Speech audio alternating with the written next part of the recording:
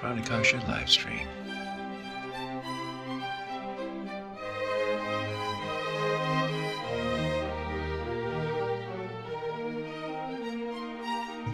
Hi folks, it's Matt from Pranakasha Productions, and today we are talking with Rachel Tillman, founder of the Martian Viking Preservation Project. Hi folks. Hello. Great to see you. Fun to be here. Oh yeah, and it turns out actually Rachel and I went to the same school in high school. Yeah. We went to the Northwest School for the Arts, Humanities, and Environment. Right. Yep. So, but I think you already told me that you didn't play guitar, right? I play guitar poorly. It's one of those things, like I've had one since I was in third grade, and I picked it up and I'm like, yeah, I can't do this nearly as well as other people. So I'll mess around with it now and again, but no, I do not play guitar. Yeah, that was like one of the things that everybody at Northwest School, it was like almost a requirement to play the guitar, because kids would like hang out in the hallways and they'd be playing. Yeah. That was like the thing that everybody did. Yeah. It was fun. Yeah, it's very true. Those were fun days. Yeah. And my guitar is all happens behind scenes. Yeah, there's my, okay, I can never do this with the mirror image, but that's my favorite guitar. But I'm not really that good either. It's almost more like a prop these days than an actual instrument. Yeah. Well, I figured, it was more fun to sing because you don't have to carry anything. And that's. Yeah. All you have to carry is a tune. Well, that's true. But that's okay. I can handle that part. And no gear. Yeah, that's true. Yeah. So the funny thing is, so me and you, we ran into each other on Facebook a couple of weeks ago. Right. And then I saw that you were doing this whole Martian Viking thing. And then the really interesting thing is, when I was a kid, and I think I was in middle school because I was still living on Bainbridge Island. I might have even been only like in 5th grade or something. But my dad encouraged me to write a letter to JPL, Jet Propulsion Laboratory, asking them about the Viking Mars mission. And I sent it, and then I waited a month and nothing happened. And then one day I went to the mail and there was this gigantic package that they sent me full of stuff like this deep of documents all about the Martian project. It was really cool.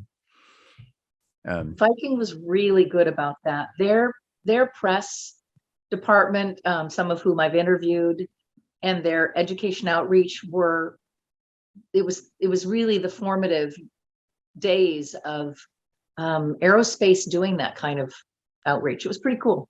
Yeah, it's neat because I didn't send them any money and they didn't send me any bill, but I'm sure like the postage cost them a lot of money, and then printing all that stuff. But I went through that. I love that. I mean, I literally used to, how people, when they go to the bathroom, sit on the toilet and read magazines. Yeah. I used to sit on the toilet and read my Viking documents. That's awesome. They were cool. They had pictures in it, and it told you everything about all the different experiments and everything. It even also talked about the previous missions, like I think it was Mariner. Mariner was the previous flyby and orbital mission. That's correct. Right. Yeah. And I think Mariner was the one that proved that there wasn't really any canals on Mars, like what's his face thought. Not man-made. Yeah. Or alien-made, shall we say? Yeah.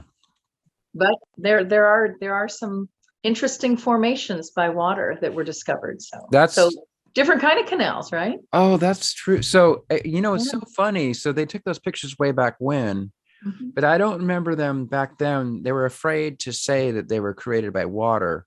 I mean, nowadays everybody agrees that there was water on Mars, right? Absolutely. But that was only after like Curiosity, and much later landers and rovers saw it, right?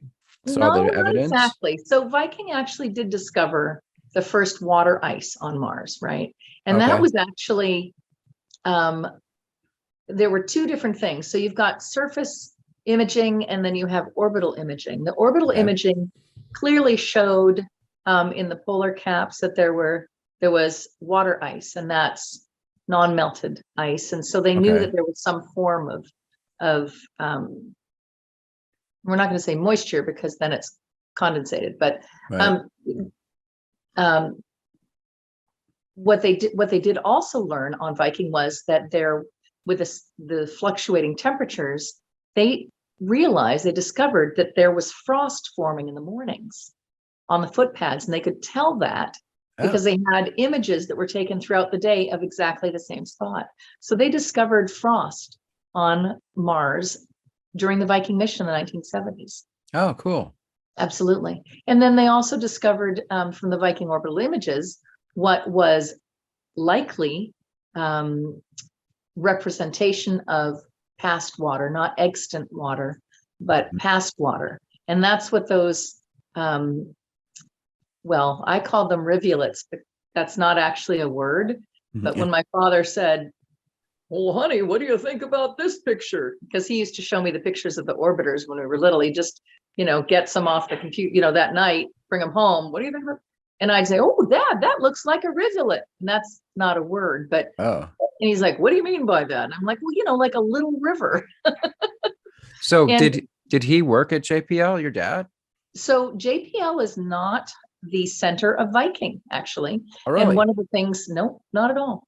JPL was one of the centers that contributed to Viking, certainly in a big way. They are most well known because they have excellent education outreach, and really it started there during the Viking era. Okay. But the Viking project office was actually NASA Langley, which is the first NASA office and center, and it used to be NACA before it was NASA. Okay. And Langley's an Air Force base, isn't it? Well, there's Langley Air Force, but NASA Langley was a research and development center. Okay. So they did a lot of the R&D that was used both on the lunar orbiter mission, which preceded Apollo, right, and actually mapped the entire surface of the moon, right, for the Apollo landings, and then Langley also worked on the Apollo mission. A lot of the team members migrated from one mission to another, for obvious reasons. Right. And because keep the job. Well, that, and you have expertise, right? Everything that we've done in aerospace, virtually every mission is setting some precedents. Okay. And back during the Viking era and Apollo, everything was being done for the first time. So you were designing things and testing things that didn't exist. There was no such thing as out of the box, right? Which is a term we use all the time now. And every company wants out of the box because it lowers your costs. Well, right. No deal. On Viking and Apollo and Lunar Orbiter, nothing was out of the box. So if you wanted to test for something, you had to actually design the instrumentation that was then going to test it.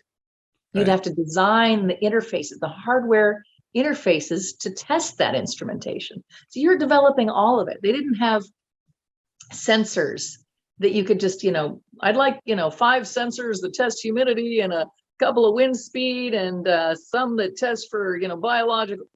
Didn't exist. Yeah. So built it all from scratch. We built it all from scratch. Yeah. So, so JPL was the NASA center that managed and continues to manage DSN, which is Deep Space Network. Okay. And they also were the center that was selected by the headquarters to manage the orbiter, which makes a ton of sense because JPL was actually the design organization for the Mariner missions. And so they really knew how to do the orbital missions incredibly well. And they were also managing Deep Space Network communications. So they had computing, communications, and orbiters, down cold. But during the time of Viking, when all of the centers and other organizations around the country were actually bidding for the contract, the Viking contract, JPL was managing DSN that had not only would have been managing the Viking missions communications, and they did do that, but they were also designing and bidding on other missions such as Helios, which was another mission that they were designing and working, bidding on shuttle, that all of these different missions that they were managing and juggling at the same time. So the Viking office was given to the Lunar Orbiter team who had successfully mapped the entire surface of the moon because they knew how to do that. And they knew they needed to map the surface of Mars before they could land. So they really were smart about going to the different organizations that had the core competency in each one of the major elements of the mission. Okay. Now, the primary contractor was Martin Marietta. So you've got NASA Langley doing the R&D and running the project office, JPL, which was associated with Caltech also and remains in that, doing the DSN and the orbiter. And then the contracted OEM, if you will, the manufacturer was actually, primary contractor was Martin Marietta. I never even heard of them. Yeah, Wow. well, and they've been around a long time. There were a lot of people vying for that primary contractor position, including Grumman Aerospace Corporation did pieces of it. Aerojet Rocketdyne, which used to be, which is an aggregate of a whole bunch of companies, but Rocket Research was the company that was selected to do propulsion and the design of the retro rocket engines that the lander would use to land, which are here on my shirt somewhere, right there. Okay. I brought a shirt too, by the way. Of course, mine's a little bit fabulous. I don't know if you can see this. Oh, nice. Yes, of course. And one of the things that's neat about the missions, both Blue Origin and SpaceX, is that the engines that are landing the reusable stages are based on the concepts of the throttleable engines that landed the Viking lander autonomously on the surface of Mars. So Viking was the first AI craft ever. Oh, okay. That's interesting. Yeah. Because it had to do it because of the time delay. Well, not just the time delay. Apollo had astronauts on board. Right. So Viking was autonomous. So that entire orbit insertion and then multiple days of orbiting until they selected a site, because the first site was not actually usable, was not safe to land on. And then the EDL, which is the entry, descent, and landing. So that entire process was done autonomously and pre-programmed. And autonomously doesn't mean just you program it and it does what you say, but the AI piece of it was the engines actually were using a radar altimeter to measure how close to the surface they were in that last part of the entry, descent, and landing, to decide exactly when to time the landing and to shut off those engines so that you would get a soft landing. So wow, yeah, pretty incredible stuff for 1970s. Yeah. And they so it used a parachute too, but then you drop the correct. chute and then use the retro rockets at the end, right? There were three aspects to it. So the aero shell itself, that was actually the lander was encapsulated in. The aero shell was actually an aero braking design. Right. So that slowed the speed down. And then you had the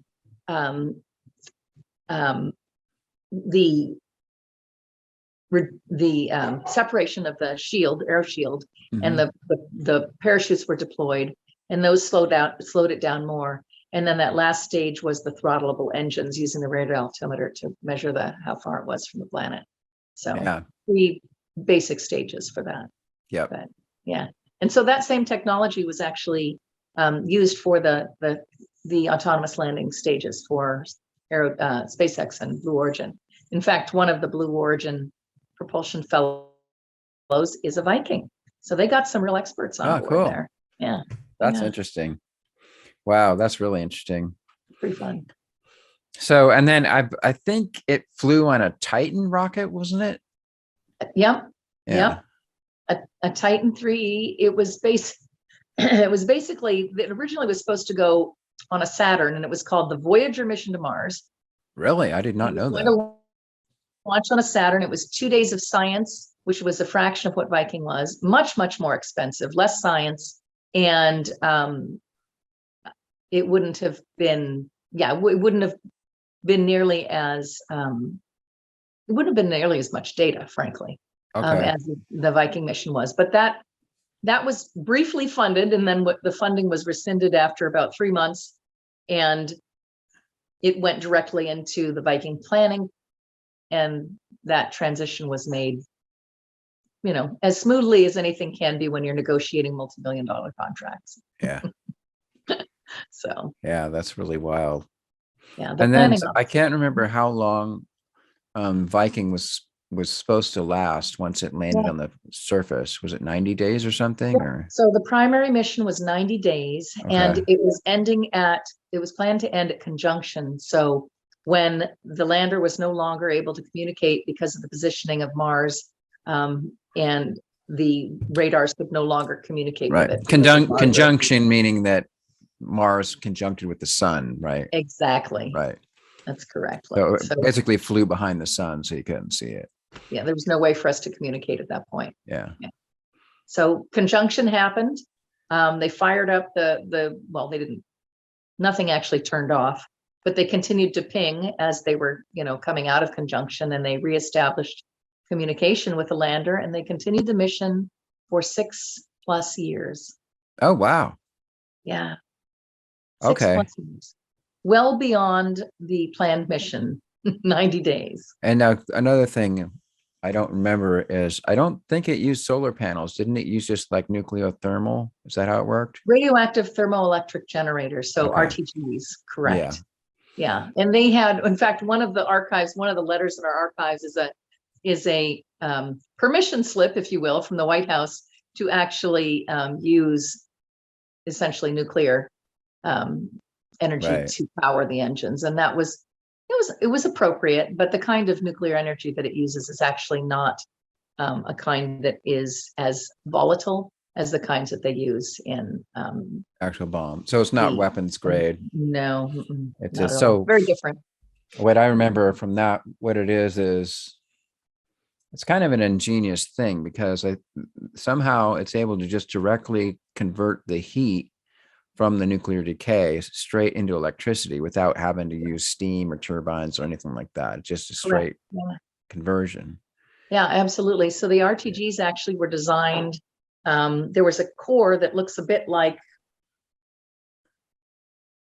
the blunt end of a balloon, right? A very long skinny balloon, and then with fins on the coming out from it, and those fins were actually used to direct the heat away from the core, and that energy was then gathered, and the heat that generated from those was used not just to turn into energy, but also to heat the core of the landers so that the instrumentation wouldn't freeze up. So it was actually, it was dual purpose, which was clever. Interesting. Yeah. So then for some reason they decided not to do, maybe it's because it's just really hard to get that material. Like the later landers were solar powered, right? Some of them were. The rovers, I mean, yeah.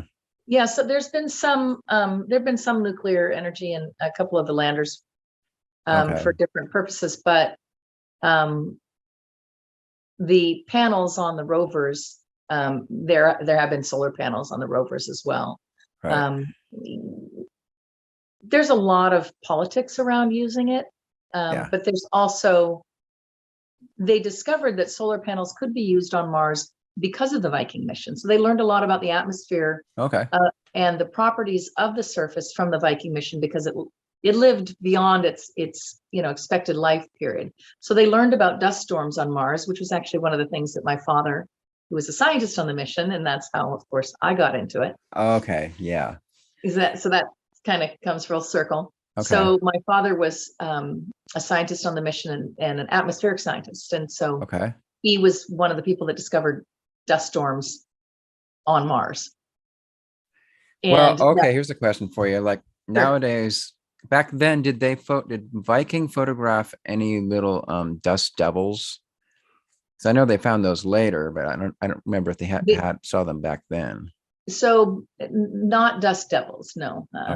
What the facsimile cameras, which are pretty much like a fax machine turned on its edge, and they basically scan side to side, if you can imagine.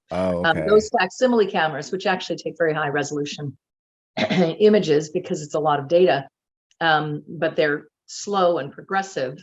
They did not capture that kind of in particular. Because So it moves, it slowly scans, so anything right. moving is just going to be a blur. Exactly. Yeah, And okay. there are some funny pictures, and I'll send you a couple, where when they were testing the cameras, they had a group of people there, and person one over here, when they take a picture over here, and by the time the camera is moved over here, this person would run around behind the crowd over here, and they'd be in the picture 2 or 3 times. Ah, So that's yeah, good. yeah. Now I A little bit assume different. you've read the book The Martian by Andy Weir, right? Absolutely. Oh yeah.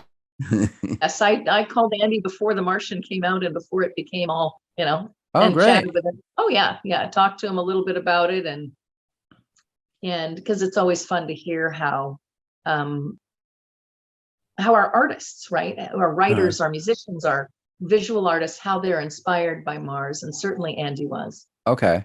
So were Question. you like following his blog before the book came out or something, or how did you know about him? Yeah, I was aware of him and had contacted him, and when he was in the throes of negotiating for the movie deal. Okay. So yeah, Yeah. yeah, Okay. Yeah. yeah. So I, of course, read the book and saw the movie, and It was it's great. great, wasn't it? Yeah, Yeah. it was great. Well, But what? because the thing that came to mind was the scene where he figured out how to communicate with the people back on Earth just by putting those little signs up in front of the camera when the lander would camera would pan across like that. So it reminded me of that, what you were describing with the vertical fax machine. Yeah, there were a little bit, the images on the next mission, with the Pathfinder mission, which was the next one that happened over 20 years later after Viking. Right. So it was a 20-year span between Viking and the very next mission to the surface of Mars. Those cameras were definitely different. So they Right. didn't function quite the same way. But yeah, it was clever. There were a few things that were kind of funny. There, after the movie came out, of course, all of my Vikings on our various different threads were talking about, oh, this was not right, and this wasn't accurate. This, and it was a lot of fun. But I think the consensus was that people enjoyed it, Yeah. and Andy did a lot of research and worked with folks to do so. So yeah. Well, I remember him saying where he even worked out all the math for like all the orbits of the ships and stuff to make sure that the timelines that he presented in the story were accurate and things like that. Yeah, and that's it's pretty standard. So you really have, for any standard Mars mission, of course, this was not people. We haven't done that yet. Just for all of those out there who think we might have sent people, we have not sent people yet. Not Um, quite. yeah, people do ask that question. Oh, so when did they come back? No, no, no, we're not there yet. They haven't gone yet. But it's a pretty standard 2-year window. You have to wait a couple of years before you get to apoapsis, where you are close enough to Mars to make a reasonable commute, shall we say? Right. Because Mars's orbit is about two Earth years, right, before it completes. Well, Or when it gets to the closest point, yeah. yeah. So the trick So is you always want to like have the Earth and Mars right next to each other when you it decide to fly in between them. ideally, Yeah. and for some things that may not matter, but for fuel purposes, for entry, all of those things matter. Now, if you were going to be doing a different kind of entry, you might actually change that. But for the entries that they used, that was ideal. Yeah. Really It's interesting. pretty crazy stuff. So now I think Yeah. Russia tried to land a couple of Martian landers too, but they all crashed, right? Well, so landing is a relative term, right? A soft landing is one way of landing, and that's ideal. That's where you hit the planet at the speed that you intend to, and that's a soft landing and would be considered successful. Russia did actually land before Viking, but Oh, it was not a successful mission because it didn't send data and images back. So it lasted just a matter of seconds. and then it But peaked but out. I as a historian, I think it's really important that we give credit where credit's due. So not all of our missions have been successful, Right. and that's true of any spacefaring nation. Yep. And they did in fact land a hard landing And on Mars just prior to to Viking. So Russia did land on Venus, they which did the was Venera quite a mission. feat. That is pretty mind blowing too. Yeah. Yeah. Yeah. Yeah. There's a lot That's of really really wild. amazing and successful attempts, and a lot of lessons learned from even the missions that did not go as planned. So a mission that doesn't go as planned 100% is not considered necessarily an unsuccessful mission. Oftentimes there's a lot of data that's collected on the way down. I mean, even collected on the way to impact, if that's what the end result is. There's a lot of less things that can be learned from those things. Yeah. Well, I know there's another approach for some of the landers was instead of using retro rockets, they just like surround themselves with a bunch of air pillows, and then it's just this giant bouncy ball hits the ground and bounces, and then when it's done bouncing, then it deflates and then opens up. Yeah, that was the Pathfinder mission, and that happened in 1996. Yeah. So how do they decide which route to go? Is it sort of depend on how big the actual lander is or something like that, or? No, it's I think it's your fairly, I won't say typical, but it's a negotiation between scientists, engineers, and administration, frankly. Every different kind of EDL, entry, descent, and landing, has a different amount of risks. Okay. They have some can perhaps hit the planet at a greater speed because they don't have sensitive instrumentation like seismometers. So Viking had a whole seismology unit on each lander, as well as meteorology, biology, X-ray, fluorescent, gas chromatograph, chemistry. So there were a lot of different instruments on the Viking lander, not so with other missions such as Pathfinder. So you could throw a ball harder without breaking something, if it's in there, than you can if you have something more, more fragile package. So, I can't tell you exactly what the decisions are, but a lot of the things that matter are how fast, what kind of an impact can it withstand, what are the risks involved, how much fuel can we expend, a lot of things like that, because fuel obviously adds to cost, weight adds to cost. Okay. All of those things matter. Because I remember then later on when they landed in the Gale crater, they made a big deal about how they were going to have this sky crane thing. Yeah. And people said, well, that's awfully risky because it's so complicated. Actually, but it worked. It was similar to Viking. So the engines on that were based on the throttleable engines from Viking as well. And then they just lowered the craft from there. So that, and the reason they did the sky crane thing was just to prevent from kicking up rocks and dust that might damage the lander, right? Again, I think there's a lot of different, and that was a rover by that time. We were into our rovers. I'm sure there were a lot more things that I don't know about, reasons for doing it that way. But I could find out and let you know. Okay. Because I do talk to the designers of the that craft, periodically. That's cool. We actually invited them to come and speak at the 40th Viking anniversary because, their work, the work that they did, was based on some of the Viking legacy work, and a lot of them were enamored of the mission. And in order to honor Viking, a great way to do that is to say, here's all the things that we did that were based on the Viking mission. So we had a lot of folks from later missions come and talk at the Viking anniversary. Yeah, it was fun. So, so you were telling me that Viking had a whole bunch of different experiments on it. So, like, in your opinion, what do you think was like the most important experiment, like the one that gave us the most bang for the buck? You really can't. You can't. You're starting tabula rasa, right? We have nothing. We know nothing about the surface of Mars.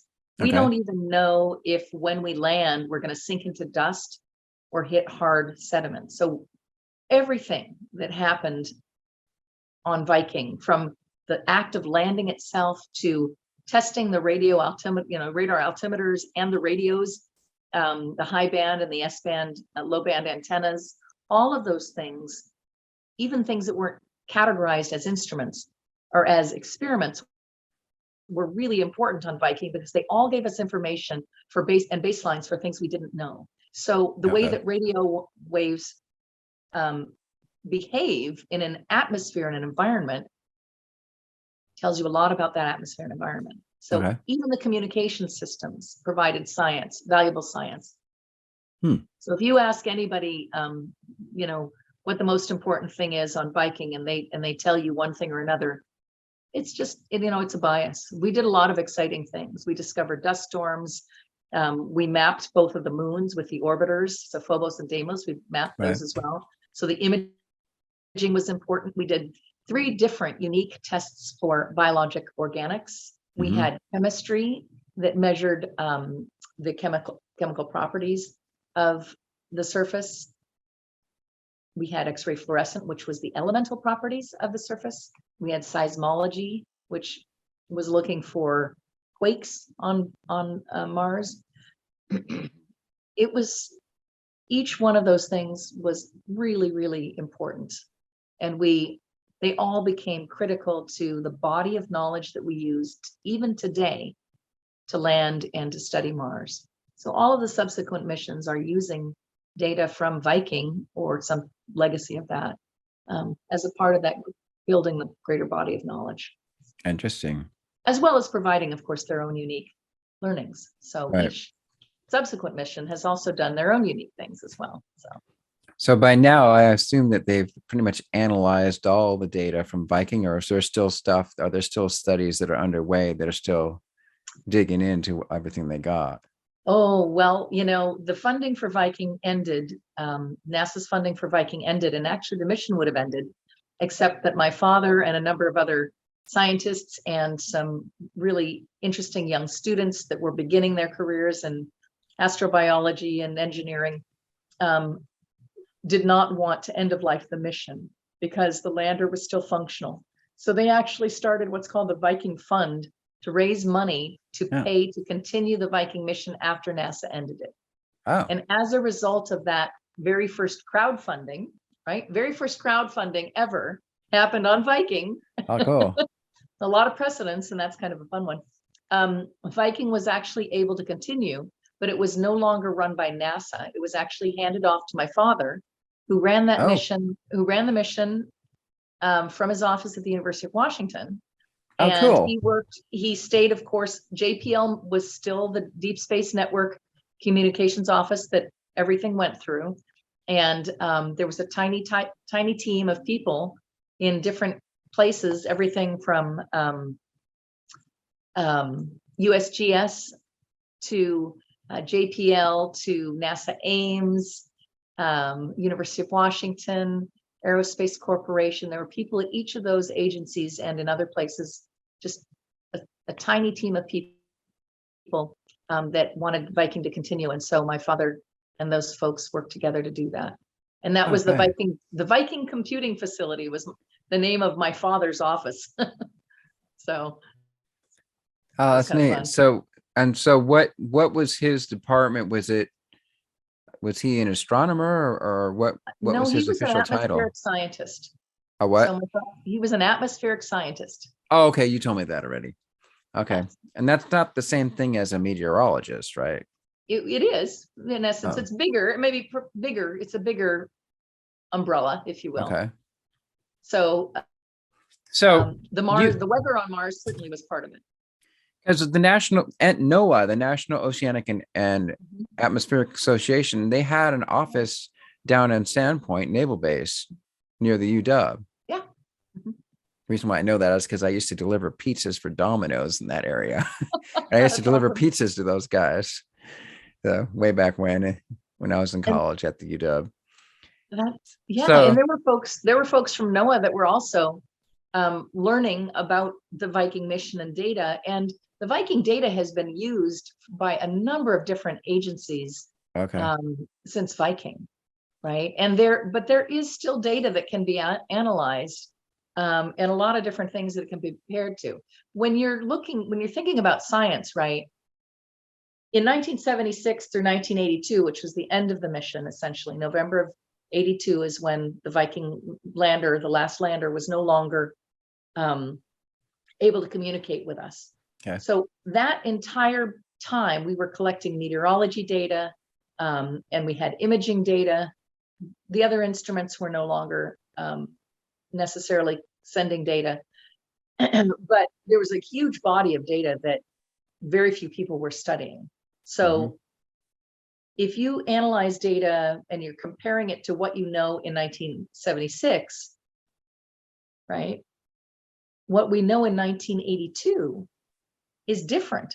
So you could take that same data now and compare it to what we know about Mars now, and it would still provide you information, because comparing data sets is part of an analysis. The data from Viking still actually holds value because it can be compared to the data today that's being collected, and that it's comparing data sets that gives us information. It's not solely looking at one data set, right? Okay.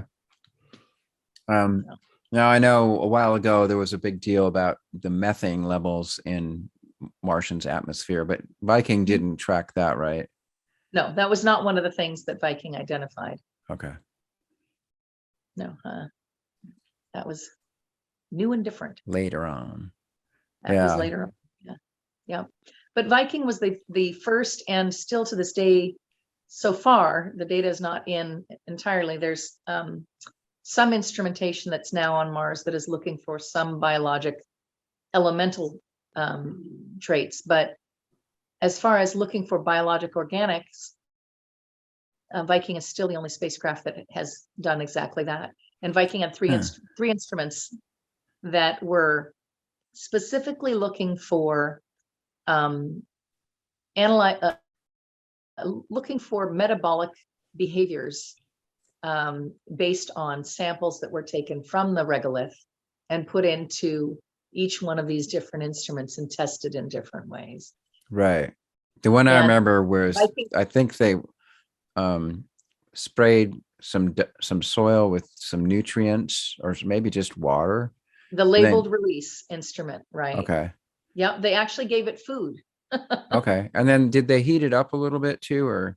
Well, they did. So they did a number of different things. So the first thing you do is you take the regolith and you put it into the capsule to study it, and then you put some food in there and see if there's a change. So you measure a baseline of the elements that you're searching for, right? Right. And then you put the food in, and then you measure it again. And the labeled release actually did have what was called a positive result, right, for metabolic life back in 1976. Right. So the design parameters for what the signature for life would be were actually met by Viking. But because the two other biologic instruments and the GCMS instrument were either gave what was interpreted as negative results or inconclusive, that array of information was weighted towards inconclusive. And so that was what NASA said. They said that Viking was inconclusive. And hang on one second, because I just realized that the lights are going out. It's getting darker. It is getting darker. Hang on one second here. So I can actually fix that. Not with that button though. I have to find the right button. Yeah, there we go. That was bright. Oh, hang on. There we go. Ta-da. So I always wondered, like, why didn't, in the later missions, why didn't they do more of that? Well, you know what? That's an excellent question. I will say that those kinds of missions, every mission that goes, not just missions, but every mission is led by a team of people that have a set of scientific objectives, okay, and engineering objectives. So a set of things that they want to learn and determinations that they want to make. And those change depending upon who the principal investigators are and what their backgrounds are. Okay. So on Viking, every different scientific investigation had its own principal investigator, and those came from biology fields, chemistry, radio sciences, imaging. So they actually had PIs for each of those, and headquarters made the selection for all of the different instruments that would actually be funded for that mission, based also on budget. So originally, there were actually 4 different biology instruments, and that had to be reduced to 3 at a certain point in the mission design. So Okay. The principal investigators are putting their proposals in, which includes cost and return on investment, i.e., knowledge, new knowledge, and also, what are different applications that knowledge can be used for, et cetera. So missions that happened after Viking were influenced by different proposals. So Okay. headquarters is going to select based on the proposals they get. And those proposals include a lot of things. And number one, of course, is budget. And as time progressed, because of the space shuttle and other missions to, other bodies, the Voyager missions also were coming to life in that same time period. They had to divvy up the funding differently. So there's a lot of competition for scientific investigations. For every successful instrument on a mission, there are hundreds that are rejected. Wow. Yeah. And then, so like when you're campaigning for your experiment, I mean, is it like whoever knows how to pester the people the most, or is there like some kind of test process you go through, or how do you market your particular thing that you want on the ship? That's a really good question. And I would say that it has probably changed over the years, depending upon administrations. Okay. So we change our administration every 4 years. However, a mission takes 10 to 20 years to plan, propose, get approved, fund, begin design, test, build, test more, reapproval. Every year, those missions in that process have to go back to re-engage and make sure they can still get their funding. Yeah. So that it's a lot of red tape. Yeah. It's intense. It's Yeah. intense. When those meetings come up every year, when those review meetings come up, Right. everybody's on edge because the funding can get pulled at any given time. Right. And there's only so many Funding slots. There's so many things that influence aerospace funding, which include things like, right, when we go to an active state of, I don't want to say the W word, right? When we become involved in incursions and wars and whatever, all of those things affect funding. NASA funding. So do you think, I mean, like now with SpaceX pandemics and everything, where it's looking like they're already bringing down the cost of rocket flights big time already, but like once they get Starship going, where they can hurl a huge amount of weight into space for hardly any money, is that, how long do you think it's going to be interesting? So how hardly any money. Well, they're talking about like 100 times less expensive, like, sure, once they don't have to throw away the rocket every time. Yeah. And well, then it's also economies of scale, right? Now that we can do things out of the box because Viking set the precedent, figured out how to do it and tweak it, things can actually be more out of the box. Right. And nowadays also things have become much easier to miniaturize too. So you can pack more stuff on the same thing. Yep. Yeah, absolutely. So like for now, like the one I hear now is they want to go to Europa, Sure. Yeah. And also Titan, as they want to go back to Titan, and maybe float a lander on an ethane ocean and look down and see if there's any fish down there. I know, right? You've seen the drawing, the painting of the big sort of, see whatever. Yeah. It's really fun. One of the things that I love about aerospace, I have to say, is that it engages all kinds of minds, right? Mm-hmm. So in order to be successful, you don't just need, and I don't mean to downplay, but you don't just need scientists and engineers, but you need artists who can actually illustrate what this means to the people who fund, because I guarantee you the people that are doing the funding, most of them are not scientists and engineers. So yeah, they kind of glaze over when you start talking too much technical terms. They're like, oh, they need a story. They need a story, and they need relevance and applicability to something else that they care about. And so that's a huge part of the success of any mission, is how relevant can you make it to the people who are, who hold the purse strings. And those are exciting missions. I mean, I'm, same thing with going to Osiris Rex, right? Asteroid missions are really exciting. There's a lot of really interesting things going on. Yeah. Even outside of Mars, which, I'm partial to Mars, but I love the other missions as well. So do you know much about the asteroid missions? Because I want to ask you a question if you do. No, not really. Because the thing that blows my mind who...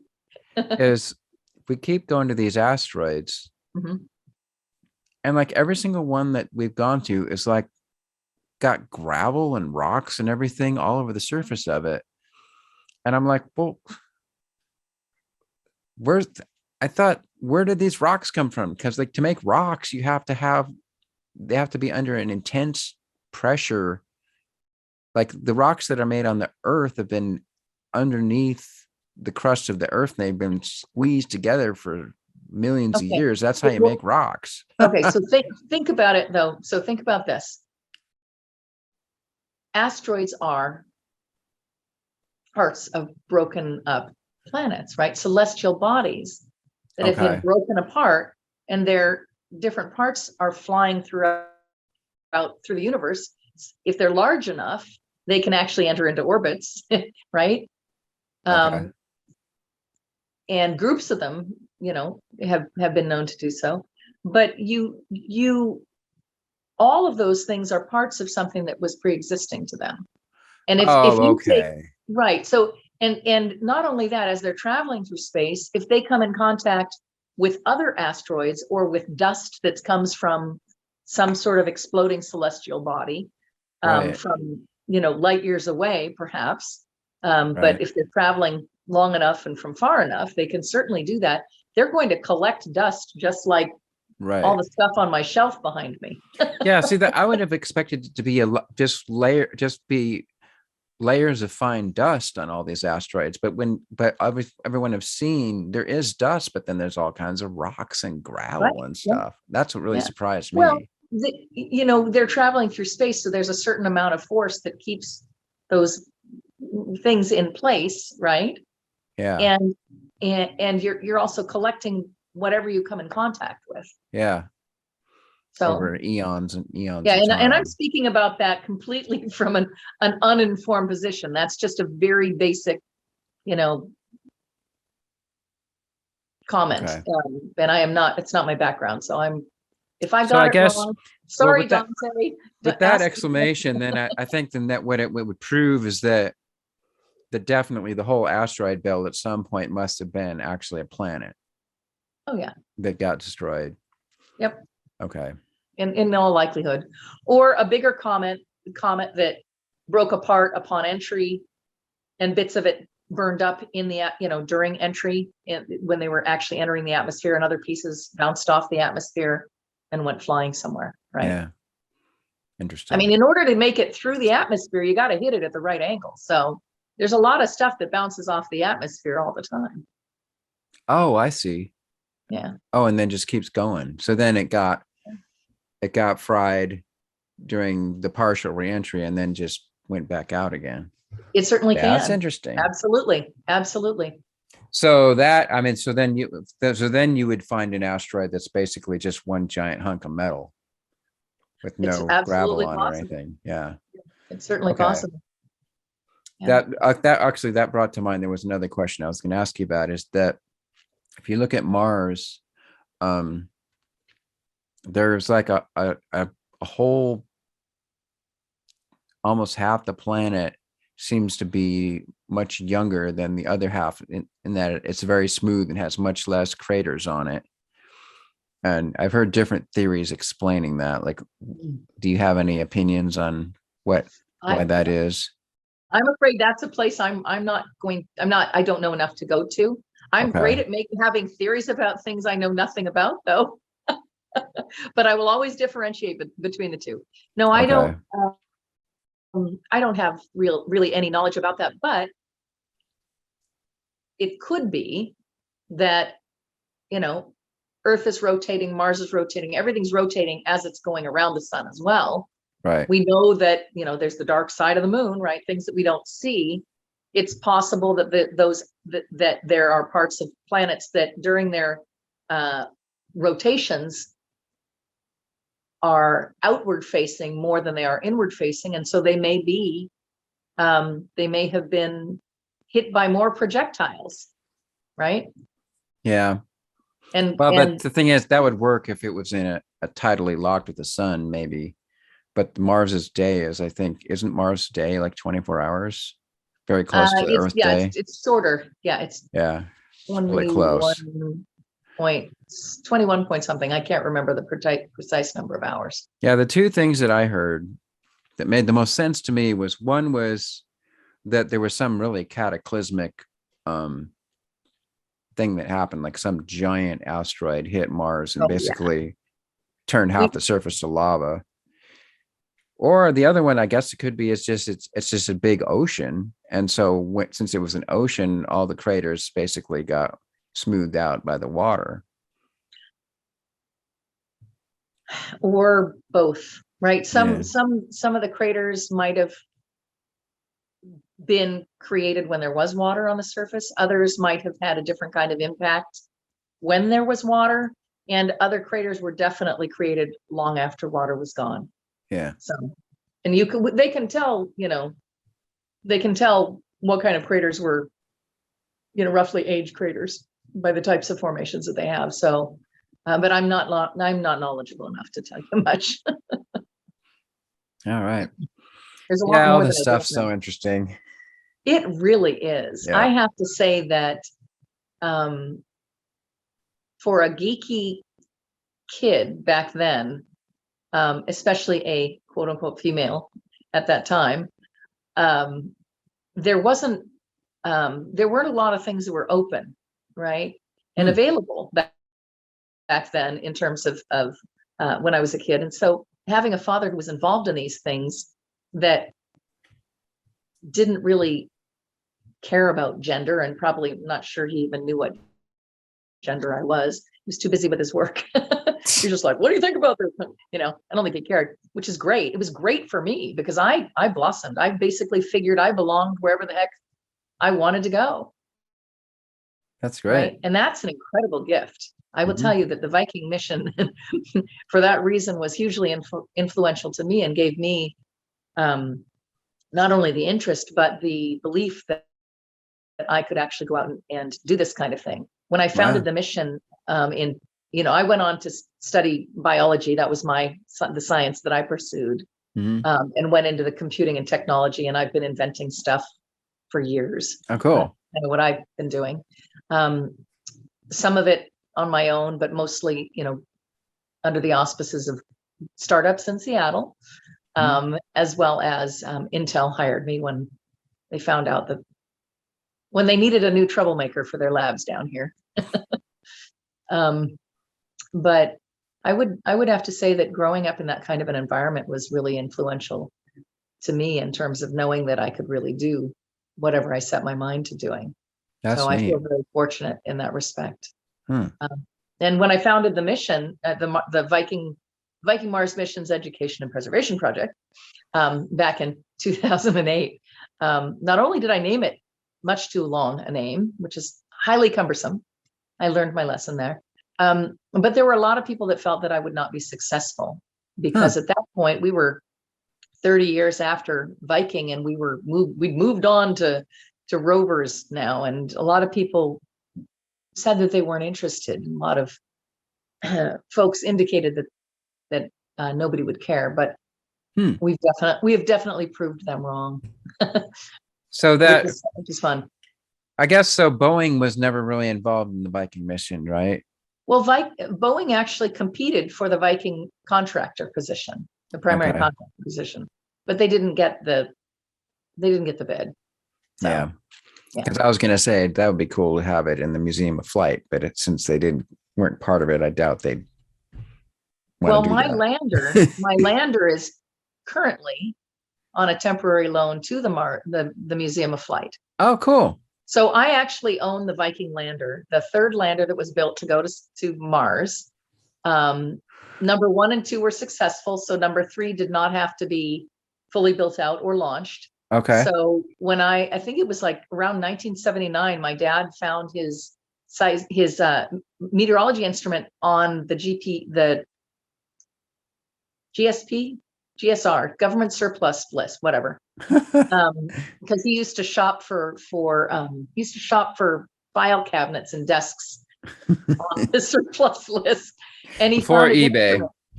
Right, exactly. Yeah. But similar to, and he found his instrument, and he said to me, he's like, look, I found my instrument, and guess what else I found? The Viking lander. The stuff that was attached to it.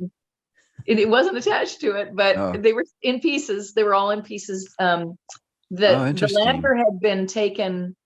The lander had been somewhat partially deconstructed and was actually going to be considered for being the first rover on Mars.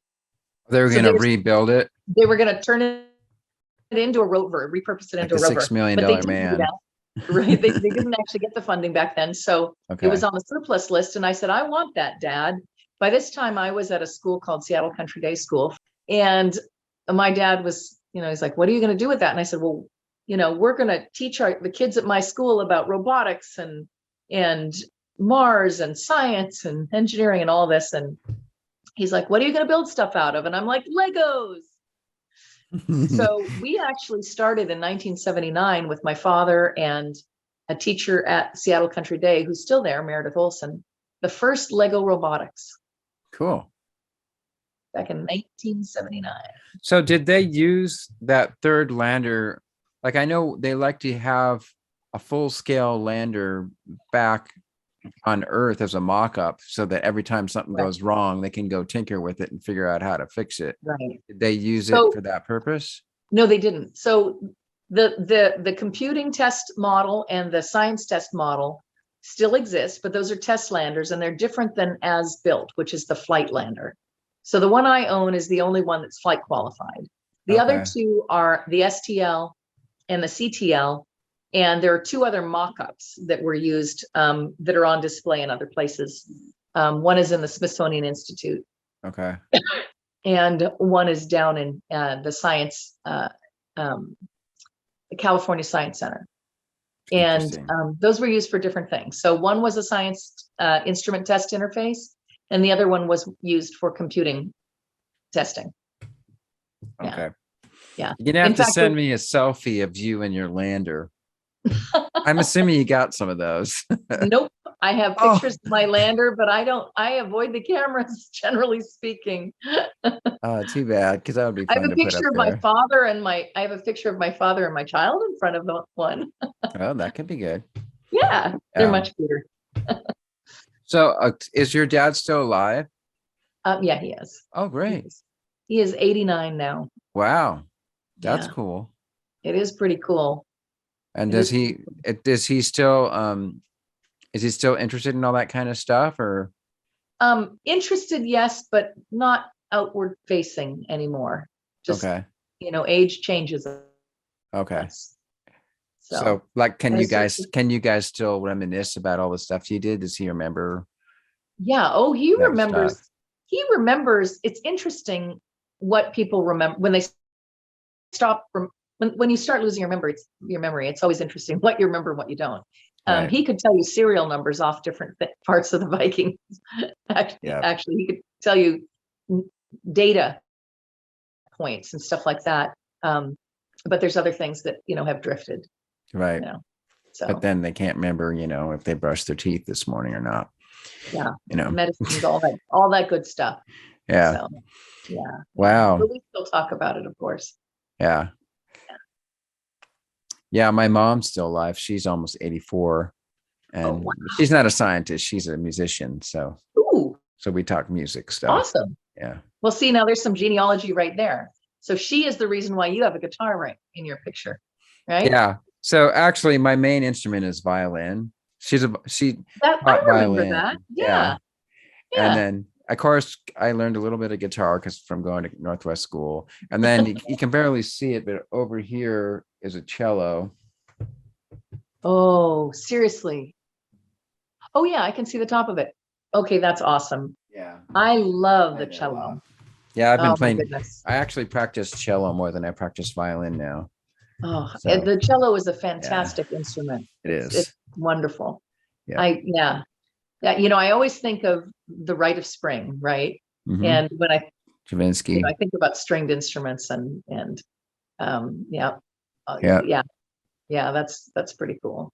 And Yeah. also there's a woman who brings her cello to the open mics that I do, Oh, and cool. she'll sit there, and I'm a poet, so I Oh, do my work. I do my work, and she'll sometimes come up, and she'll be behind there going dum, dum, dum, oh, dum, cool. dum, dum, dum. It's Yeah. very beatnik. So that's a lot of fun. So did you ever write any poems about the Viking lander? None that I would share. Okay. No, I've written a few things, not about Vikings specifically. Okay. Actually, that's not true. I started a few pieces about Viking, but nothing that I've ever done anything with or shown anything. But I did write a sonnet about physics and philosophy at one point, just because it seemed amusing to do so at the time. Like, take this Okay. really constricted form of the iambic pentameter and then talk about these two sort of complementary yet opposing forces of philosophy and physics. So Yeah. that was just an exercise in fun. Interesting. Well, surprisingly, I was just now we're getting way off the subject, but Yeah. when you were talking about funding Mhm. for the various experiments and things, I was just watching a YouTube video of a bunch of physicists, well-known physicists. Each one of them Uh-huh. is like the head of their department of their university, and they're all on stage talking about their view of reality. But they were also talking about, the Large Hadron Collider Oh, the collider. Yeah. Yeah. in CERN, and how it costs billions of dollars. And I'm thinking, how in the world did they raise the money to build this giant thing just so they might discover this one particle, so that way they can fill in a slot in their chart about the standard model, and hopefully it will fill in a few more blanks, and You that's what know, you get. Then you can it's say, it, this particle does exist, therefore now we have now maybe our string theory might work after all. So that was well, worth $10 billion. it's funny because the reasons why we do things can seem elusive to those of us outside of that decision-making process at times, particularly if the impetus of where we're going, if our path isn't necessarily consistent with where someone else's is. But if you think about it, every bit of information that you add to the body of knowledge is going to contribute to it in some way. Viking is a great example. There are a lot of people that say, why are we doing Mars missions? But Viking CCDs that are used in cameras were developed for Viking. So our cell phones wouldn't be able to be movie cameras if it weren't for Those little Viking. tiny units that actually, make visual computing, if you will, Yeah. possible in a small format. Clean rooms for surgeries. Really, that concept came from Viking. Viking was sterilized so that they could search for life without contaminating it simultaneously. Right. So everything was heat sterilized and then encapsulated in a sterile room, and all the instrumentation was developed in sterile rooms. At that same time in Denver, Colorado, I don't remember, and I've got the interview somewhere, but one of the people that was working at Martin Marietta was actually interviewing or speaking to a family member or somebody who was having surgery. And they said, so what do you do to keep things clean in the hospital? And they're like, well, we just, dip it in alcohol. And they're like, well, Mop the what we floor do with over here for Viking is Clorox. we have a clean room over here and we heat sterilize things. And then we do this. And they were like, whoa, that's pretty interesting. And how do you do that? Well, they did a test room at the Children's Hospital there in Denver, Colorado, created a clean room and did surgeries in it. And they had a reduction of almost 70% infections post-surgery. Oh, wow. I mean, which obviously makes sense, right? So there's a ton of secondary and tertiary applications for all of the things that we study in aerospace. Yep. And so when people say, why are we spending the money doing that when we've got all these problems at home? Well, part of the reason we solve these problems at home is by studying these seemingly esoteric things that then have multiple applications, right? Oh, Velcro. Yep, there you go. Yep. Yep. Would we be without Velcro? We'd be doomed. And think about fire retardant fabrics. Those were developed for aerospace as well, for the entry process. Oh, yeah. Okay. Right. That makes sense. You've got lightweight materials that were developed for aerospace. And now we use them for everything from, really cool pencils that you buy from designer people to bicycles. Right. Yep. And all of the things that we do have multiple different purposes. And so that's an important selling point for the space program is absolutely. And I don't think that the public actually knows enough about that, to be honest. I think that we have not done a good enough job communicating the value add of all of the research and development that's done for aerospace. Yeah.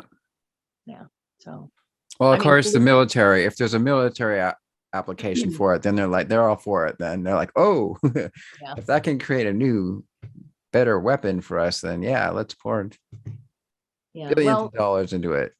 And sadly, that's true. but what's nice is aerospace actually turned the military into something more than the military. So everything was military until aerospace came into it, and that's when it turned into NASA from NACA. Yeah. They stopped doing so the Littleton, in Littleton, Colorado, where the Martin Marietta plant was built specifically for Viking. So one of the reasons that Martin Marietta got the contract was because they said, look, we will actually build an entire plant that's dedicated to developing the Viking lander and its instrumentation and testing. And we will focus our funding on that. Whereas prior to that, Martin Marietta was developing missiles. Right? Okay. So Viking turned Martin Marietta into an aerospace corporation instead of just a military corporation. There we go. That entire economy in that area was built up around Viking and all of the different infrastructure needed to serve those different engineering and science and economic, base to provide all the bits and pieces that went into that R&D. So economies are literally built. Different regional economies are built on aerospace, and Littleton, Colorado is certainly one of them. Interesting. So yeah. I mean, that's one of the ways that people got plants built in different regions was because they went to their senators and said, look, if you support this mission, we build a plant here, we're going to be building an economic base, a workforce. Jobs, yeah. Absolutely. Yeah.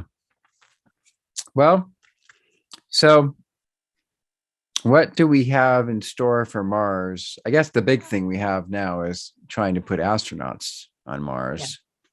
Though I think what's going to happen now, before we have astronauts, there's going to be robots, actual humanoid looking robots. You think so? Well, now Tesla's decided that they want to start creating robots besides just cars. Mm-hmm. So obviously SpaceX is going to take advantage of that, and send some of those robots. If they actually make robots that they're kind of humanoid and can walk around in the factory and help build cars, then SpaceX is going to use some of those and in the initial mission, unmanned missions to Mars. But we're not the only ones going there now. I mean, last year alone, we had the UAE and China both landed. Oh yeah, and India did too, right? India also had an orbital mission. Absolutely. Okay. Yeah. Oh, but the lander failed. Yeah. Well, yeah. There's different pieces of the mission were, less successful. I don't like to use the word failure, because failure is a set of circumstances that result from an immense amount of work. Okay. And that you always learn from. So, or went to kaboom. put it another way, it went failure splat. is necessary. Failure is a good thing. We still learn from it. Well, of course, again, if we go back to SpaceX, that's how they develop this stuff. They're like, well, we're going to blow up about 10 rockets before we finally get it right. Absolutely. And then they're going to publish it to the world and show all these pictures of all their rockets blowing up, and crash landing, and until finally one of them works. And they're like, and then after that, every single one of them works. Well, and the beauty of that is that when you bring the commercial sector into it, so both, not just SpaceX and Blue Origin and many, many others. One of the beautiful things is that the world gets to see things through a different lens, and it's not this, lockdown lens of what does the government want to communicate at any given time, but it's, hey, we're trying this. Yeah. And it normalizes that entire process of designing a set of ideal circumstances, and then maybe meeting, 6 or 8 or 9 out of the 10 objectives is still a good thing. And so, SpaceX and Blue Origin and others have made that, have really helped us to turn the corner on knowing that space exploration is not perfect, and there are things that are not going to work, but that it's not a failure. It's just a step in a trajectory, if you will, right. To get to where you want to go. And I think that's brilliant. I think we need to learn that. Yeah. And also kids need to see things not work right the first time so that they know it's okay not to be perfect. Right. Because we as a nation have really done a disservice to children in the way that we have trained them in this perfunctory manner to create kind of a homogenous environment of expectations. And what we're always aspiring to is perfection, as opposed to uniqueness or lessons learned from doing things. And the commercial sector has really given that the ability to be curious and to try things and to take risks back to youth. And I think that's incredibly important. Oh, that's good. So, but that's just my opinion. That's neat. Well, shall we wrap it up? I wish we could wrap it up with the poem. I don't suppose you have one that you'd be willing to share with us off the cuff, or it depends on what kind of a poem. What I write a lot of political poetry. So whatever. That's not aerospace. That's okay. Well, we learned that there is a lot of politics in aerospace. Oh my goodness, is there not? There really is. You're right about that. Gosh, well, if you're serious, I mean, I can probably find something for you. Sure. Oh my goodness. I could be the beatnik cello and do the little background music while you do it. That would be cool. Okay, well, all right, just a second. Okay, hang on. Depends on what kind of a poem it is, though. Here, let me see. Let me see what have I got here. Okay. Oh my goodness. I don't have a beatnik hat that I can put on, though. Well, I probably do, but it'll take me too long. A lot of good stuff there.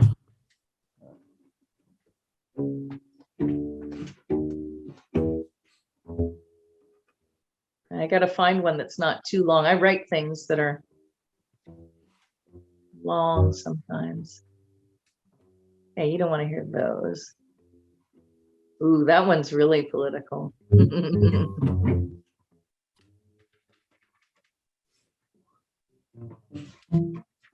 Let's see. Okay, you want to go full, you want to go all in? Yeah, let's go all in. So you tell me what kind of a mood, what kind of a backdrop should I paint with Okay, hang on 1 second. I'm my plucking? Okay, we're gonna go all in. I'm gonna read you something I wrote in 2017. Okay. Even though it sounds like I wrote it more recently. Okay. It's called Only in America. Okay, wait. It's pretty fast paced, so they're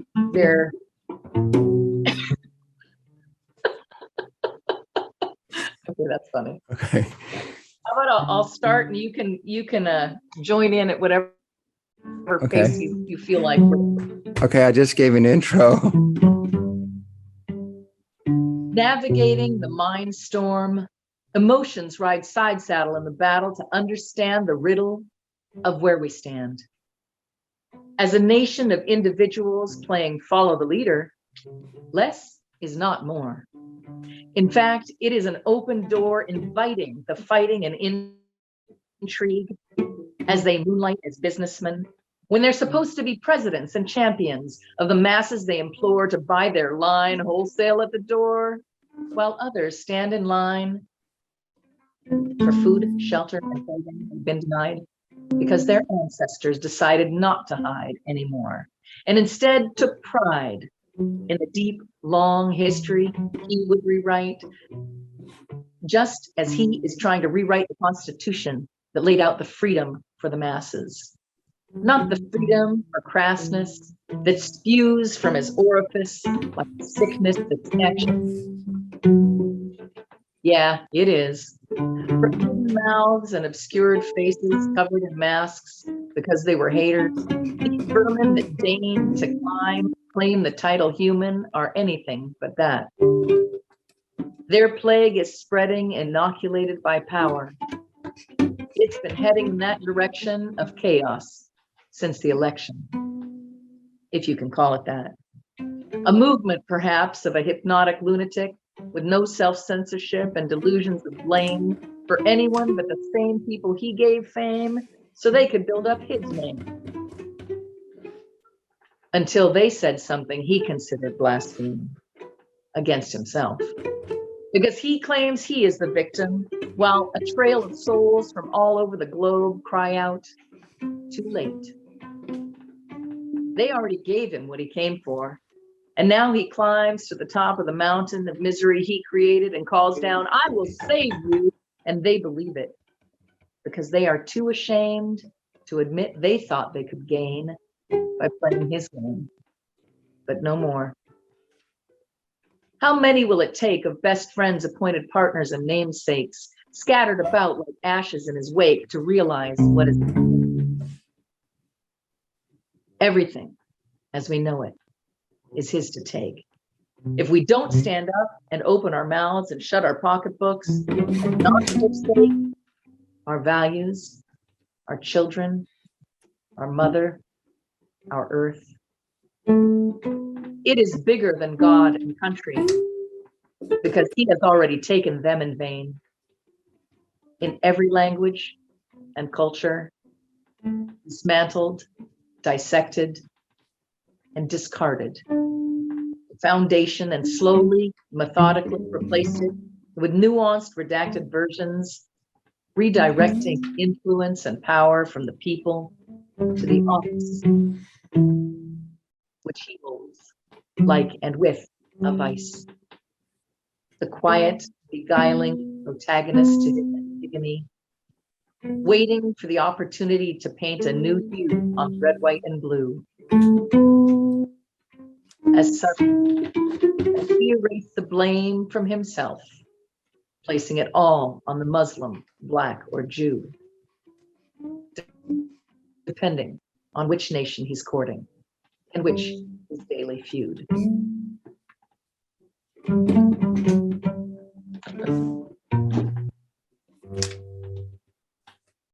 Bravo. There you go. Yeah. You could say that some of my pieces are more rants because I get pissed off. Oh yeah. You know, I should follow you on Twitter. Are you on Twitter? I am not. I have not Okay. put my poetry out there publicly Oh, until really? no, I read. I've read all over the place for years, but I only recently started a Patreon site. Ah, So I do have that. I occasionally put pieces out, in the front end of it that are okay. available. Well, But we can put a link to your Patreon site in the video. And then, but there's no place where we can find your poetry, huh? It's not not really. published online yet. No, I'm Oh, not. I don't know. I just the stuff that I do, my poetry is so personal uh-huh. that I really um I haven't put it out there for global consumption, if you will. Okay.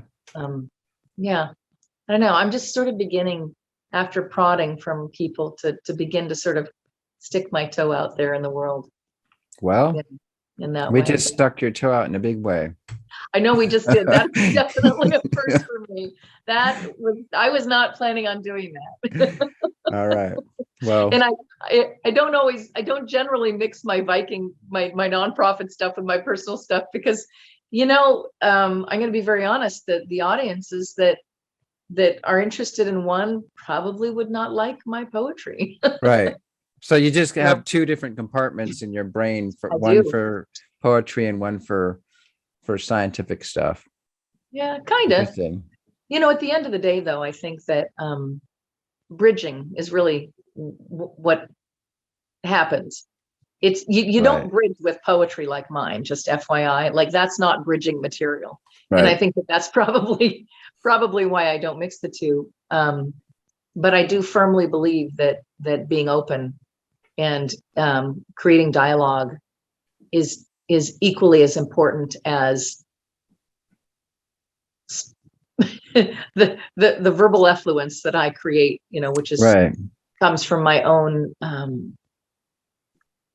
just I've always had a really strong sense of reacting to injustices, Okay. So but you don't fix things by being reactive. You fix things by being constructive. Right. um, you know Yeah. I do both, Well, just in different ways. surprisingly, so okay. I'm supposed to be wrapping this up, and yet I start a new topic right now. Because on one hand, we have like the astronauts who go to space, and there's always been a real strong tie between the military and like NASA, and like Absolutely. all the astronauts were military test pilots and everything in the early days and No, everything, that's right? no, not so. Oh, Mm-mm. okay. But many of them, We yeah, believe many of them for sure. we Not perceived all of that them. they were, even though they weren't. Okay, but anyways, so you've got those kind of hard-nosed people that you wouldn't consider like your liberal hippie types, right? Right? But then you have this thing where they go up in space and they look down and they see the planet Earth and they're like, whoa. Like we all live on this fragile little planet and it's so obvious. And they come back and like so many of them come back transformed, and then they become really politically active for all these things, but saving the earth and all these things that are considered kind of left wing type of stuff. So You know, it's funny what it, it, it, happens. I'm going to say though, I know a lot of astronauts, Okay. and I'm going to say they're not like that. They're not generally hardcore anything. They are, what they are is, sorry, the light, I just realized the light keeps going off, which I'm quite used to at home when there's nothing happening around here, but it's kind of weird when, so they're mission driven, which means those that came from the military are accustomed to following a strong sense of order Mm-hmm. and accomplishing tasks and meeting their requirements, right? And so are engineers similarly, right? Okay. Engineers are also driven to meeting objectives and creating ways of doing things, and but again, focused on objectives. And that's true of astronauts too. And it has to be that way, because if you don't have things somewhat finite on the delivery end, you generally can't meet your mission requirements within the parameters that you're given. So the individuals that execute those, the folks that are chosen as astronauts, are very good at executing to their objectives. Okay. But I think I do not think that they are closed-minded or right-wing or any of that. I really don't. And in fact, politics is not even generally a part of their world, because what they're doing is meeting, they're meeting mission requirements, which has nothing to do with politics. Politics has nothing to do with aerospace, to be quite frank. Except funding for the funding. does. The funding You need does. the money to do it, yeah. But even that's not politics, it's economics. Okay. What has happened, so I would say that we had less division in politics throughout our entire, aerospace, whatever history. It is not political as much as it is economic. And what we do today is we fail at recognizing that problems that we put forth as political arguments are not political arguments. In fact, they are scientific or engineering or economic, workforce development, but we make them political. We turn things political that have no business being political. Yeah. We really do. Yeah. And because the sad thing is that both parties realize that if they want votes and they want attention, they always have to just fan the flames and pour gas on it, whatever the issue is. And if they can get their side riled up over it, then that's how they get what they want, is attention and votes. I think that one of the biggest problems we have is education, and that we have changed our educational system so that we aren't offering critical thinking tasks at a young enough age now, and decision making at a young enough age for people to determine, to learn how, and to give real life experiences that allow them to see how checks and balances work. Mm-hmm. And everything in aerospace is checks and balances, including the funding, right? You have to fly a spacecraft that weighs no more than XYZ in a window of, you have to launch within this tiny window, and you have to have all of your instrumentation working by this date in order to get it encapsulated, in order to get it right. So it's all checks and balances. But what has happened is accountability. There was a point at which faster, better, cheaper happened. And that was back in the 80s. Golden was the NASA guy at that time. And that really forced people to pit each other, to compete in a very different way. And I would say that we've done exactly that, not just in aerospace, but in many, many aspects of society. Faster, better, cheaper, right? That applies to cars. It applies to even to aerospace. It applies to, the things that we produce and manufacture, which is why we shipped a lot of stuff off, off out of state, out of country, out of country. And now we're reaping what we sowed, shall we say, by realizing that when you do that, you then don't have the control over quality, right? And then you try to bring it back, and the quality, the cost goes up, and all of these things are interdependencies that became, in my opinion, I have plenty of those, that really became problematic when we tried to do that kind of a thing, faster, better, cheaper. Same thing with education, right? We're graduating kids. We've been graduating kids that have no business graduating because we're not necessarily teaching them.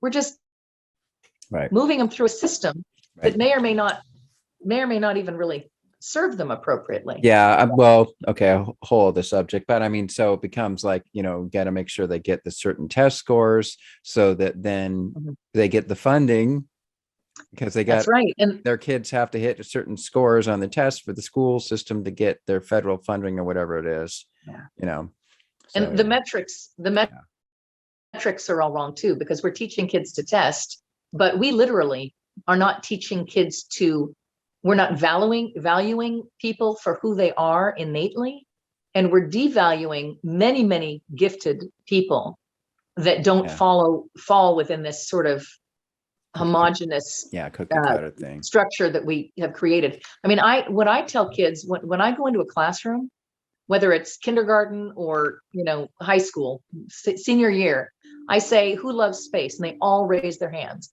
And then I said, which of you do you think is going to work in space? And from the middle years up, they kind of understand this. The little bitties don't. We haven't jaded them yet. But the kids almost all of them will drop their hands. And I'll say, okay, so, your hand's still up. What are you going to be? Well, I'm going to be an engineer because I'm really good at math and blah, blah, blah. And the other person, oh, I'm going to be a scientist because I really like that. And I'm like, that's great. Scientists, those are great, and these are the top kids in their class. And I'm like, okay, so does anybody like to draw? Some hands go up. Does anyone like to write? Some more hands go up. Who's the bossy kid in class? Usually there's 2 or 3 kids in the class and everybody points to these kids. Great. And I said, we need a leader. My goal is by the time that I finish this inquiry, all the kids' hands that want to work in aerospace are back up, because we need every single one of them. And I tell them specifically, I said, okay, if we want to get to Mars, I need somebody that's OCD. I need someone on the spectrum. I need a few ADHD folks. And I need a couple of folks that are called neuronormal, right? We need this entire array because we need people who think differently, who don't fit into a cookie cutter. We need all those people. And I guarantee you those people were on Viking, and I can name a few that are diagnosed, if you will, and they are brilliant. And we need different thinkers, right? Yeah. We need that. And we have been pushing aside those kinds of gifts and individuals and devaluing people for who they are naturally. And we have to stop doing that. We really have to stop doing that, because everything about our country and our global citizenship will fail if we do that. You look at some countries that have done that historically, and the suicide rates are really high when kids don't place in, don't get into colleges in some countries, and I'm not going to get into that, because they're so academically driven. The suicide rates are really high. Now ours are up there now too for other reasons, but we need to really learn how to see the value in each person, in each child. Everybody's got a talent. Everybody's got a talent. So the point is, you don't want to just flatten everybody out. You want to find the talent and then learn how to enhance that talent. What they were born for. Yeah, just direct it. Point it in a certain direction or in a few directions and see what sticks. And that's the other thing, is that I have degrees. My degree is in biology, art, and Japanese. You don't have to study one thing, right? There's no rules saying you can only study one thing. Yeah, I would have failed that class. Well, you shouldn't have told me that you have a degree in Japanese, because now, what's it called? What's the Japanese poem called? Everybody knows this. Dang it, what's it called? I don't know. It's the one with a certain number of syllables. Oh, haiku. Haiku. Yeah. So, I've written some of those. Do you know any haikus in Japanese? No, actually. Okay. I don't. Lucky for us, because we're supposed to wrap this up. so, okay, what shall we do as our parting thing? I don't know. I want you to bring some of your goodness. What was your, now you, because I remember you with your violin in high school. When you left high school, I'm gonna turn the interview around a little bit here. When you left high school, how did you get from that to this? Well, I was always into Star Trek. So, I mean, ever since 3rd grade, my bow got stuck on one of the pins on my collar.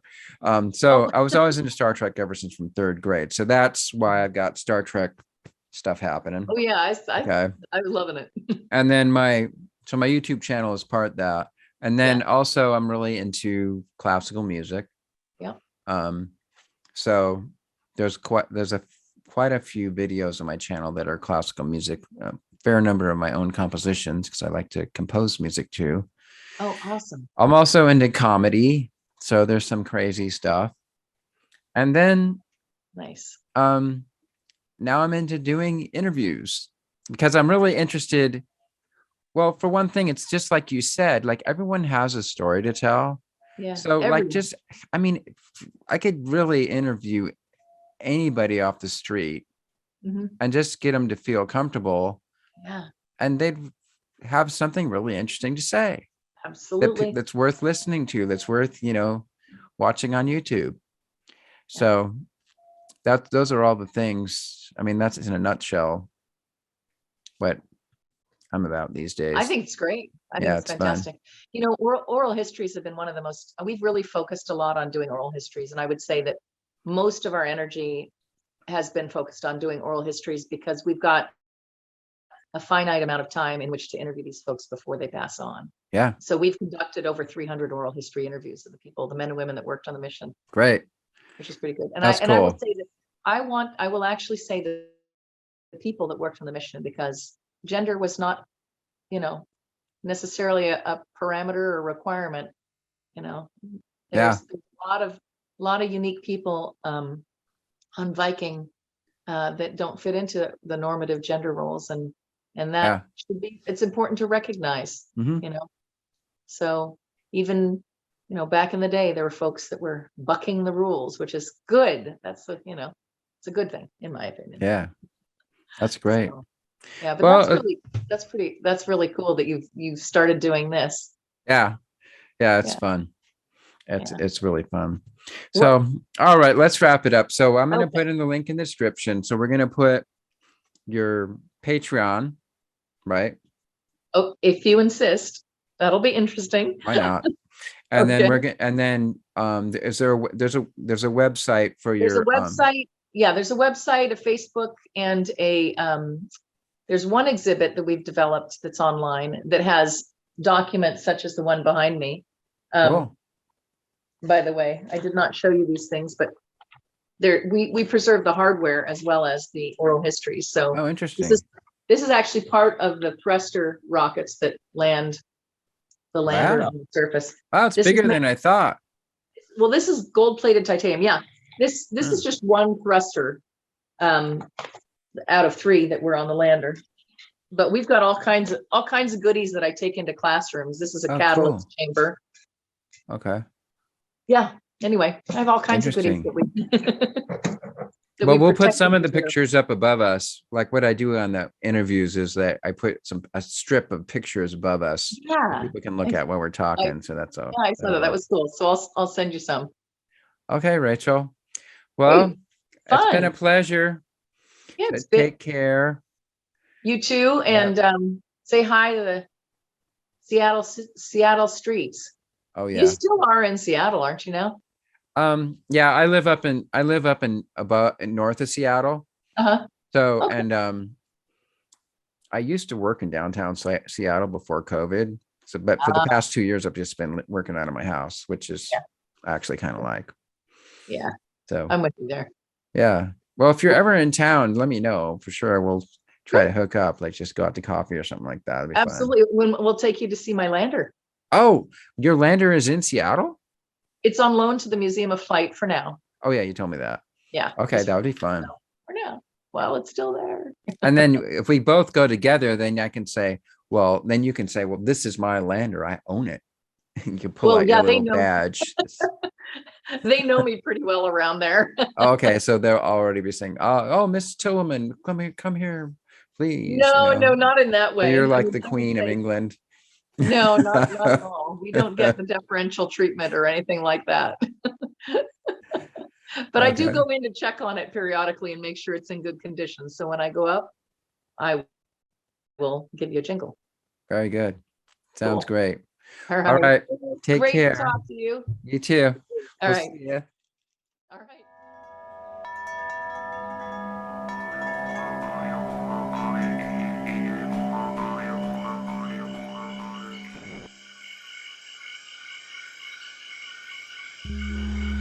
Pranakasha production. fantastic creations emerging spontaneously from the space of life. For the benefit of all beings everywhere. We gotta change